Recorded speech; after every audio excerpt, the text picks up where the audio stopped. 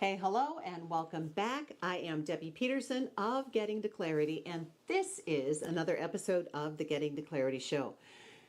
This is the place where you come if you would like to get the tips, tools, and techniques that you need to make more of an impact in your career, your leadership, your business, but with less of a sacrifice to who you are and what's important to you. And today we are talking about value. And I want you to know that you are valuable beyond what you achieve as a leader. So let's do a little reality check here. How many of you feel like your value as a leader is tied to how much you get done? If you were in front of me, I would see some of you nodding. It is super easy to fall into that trap. I mean, we're all out there, and especially as new leaders, we are trying to get things done. We're hustling, we're trying to get ahead, we're driving results, and then checking off those boxes on our to-do lists. But what happens when things don't go as planned? When you're not getting your goals fast enough, when you're not getting ahead like you thought you would, that's when that little voice creeps in, right?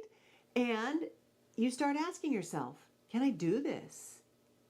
Am I good enough to do this? Do I have what it takes? Well, today we are kicking that little voice to the curb. Your value isn't tied to your output. Your value is so much more than that. So let's dive in. We're talking about work versus worth. And let's break it down. So first thing first, let's talk about the difference between your work and your worth. Your work is all the stuff you do, all the tasks, all the projects, the responsibilities, the deadlines, the meetings. But your worth, that's the value that you bring just by being you. It is your ability to lead. It is your unique viewpoint. It is your way of showing up, inspiring, and uplifting others. It is you just by walking in the door as you are. And here's the thing. As new leaders, we often get stuck in thinking our value only comes from the stuff that we do. But that's not the whole story. You know, I remember when I first stepped into a leadership role when I was in corporate. I was trying to do everything. I was trying to be everything to everyone. I thought if I can just work hard, if I can take on more, I will prove that I belong here. Well, that mindset had me burned out faster than I would like to admit. I was so busy doing tasks that I completely missed the bigger picture. I was making it all about me and not about my team. So leadership isn't about doing all the things. It's about empowering your team and thinking strategically to guide them. Once I let that sink in and I realized that, everything shifted. So why separating work and worth is something that you should do. Here's why this matters, especially if you're a new leader. If you're constantly equating your worth with your work, you're going to make some decisions based on very short-term wins. You will say yes to every task. You will avoid delegating. You will end up feeling completely overwhelmed. For some of you, that sounds familiar. And trust me, I have been there. But when you focus on the bigger picture, building your team's strengths, guiding with more emotional intelligence, then that is when the cohesiveness, the magic happens in creating a department or a workplace that nobody wants to leave.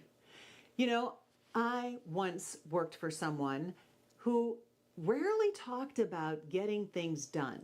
And I remember when I first got there, I was like, okay, they're talking a lot about building relationships and making strategic moves, but shouldn't we be more focused on results? Like, I didn't get it. But then I watched how they built our team, how they were able to create trust that showed me and showed everyone else what leadership could be like. You know, that long-term impact. It was beautiful because it's not just about the short-term wins. It's about investing in people, not projects. So I want you to think about a leader that you had, that you respected and you admired. Maybe you close your eyes and you think about a person, a specific person. What was it about them that generated those feelings? Guaranteed it was more than just getting results. So Who needs to hear this? Everyone. But if you're a new manager especially, or if you're just stepping into a new supervisory role or leadership role, then this message is especially for you. When you are fresh in a leadership position or any position, it is so easy to feel like you need to prove yourself. And a lot of times we do that by staying busy and taking on more and more. But let me tell you, your value isn't about how much you can contribute, how much you can do. It's about the way you show up. It is about the way you lead and how you show up for your team. And it's about you bringing you to the table, your unique strengths, your gifts.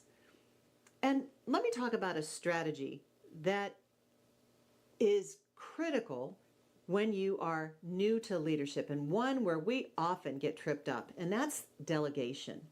So the importance of delegation is what I'm talking about here. You know, sometimes you think, oh, I'll just do it myself. It'll be faster. I won't have to do it again. But that's a flawed strategy. Yeah, we all do that. But that isn't necessarily the best guidance, because you're losing an opportunity to be able to develop others. Delegation isn't just about getting things off of the task list or offloading tasks. It's about trusting your team.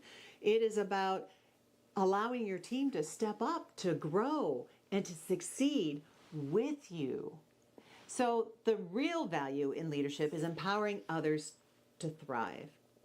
Now, how do you go about starting to see your own true worth? How do you start shifting this mindset of, or shifting away from, work equals worth? So I've got 3 simple steps that you can take right now. The first step is to kind of disconnect the two. Make a list. Make a list of your inherent strengths. I want you to think beyond your job description. What makes you valuable as a person and as a leader? Maybe it's your ability to stay calm in a crisis. Or maybe it's the way that you connect with people and you can lead with empathy. These are the qualities that make you a great leader. It's not the number of emails that you send. Step number 2, delegate something. I dare you. Pick one thing on your to-do list that you can delegate to someone else. Trust me, this isn't about lightening your load. It's about showing that you trust your team to take ownership. That is leadership in action. Step 3, have a conversation with a mentor.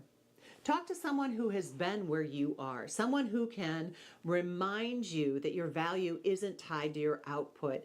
They can help you with that little voice and see the bigger picture, to focus on more leading, not just doing.